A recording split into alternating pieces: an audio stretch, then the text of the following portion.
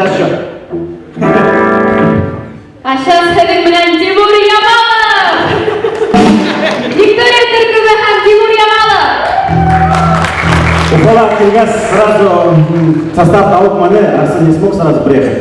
Менеджер Акинлейда, тебе принципиально играть девушка на басу? Я говорю, нет.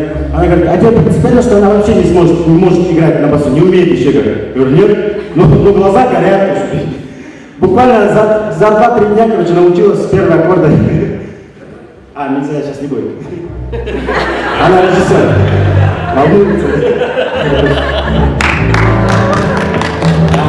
Тимур Ямаловты югара болып мен ең яратқан жерімді. А ты что собрался? Он ее давно не поет почему-то. А что, без гитары, что ли? Он же. Вот это же не попса, который флешку засунул там, и все работает. Он может и забыть, что гитару надо.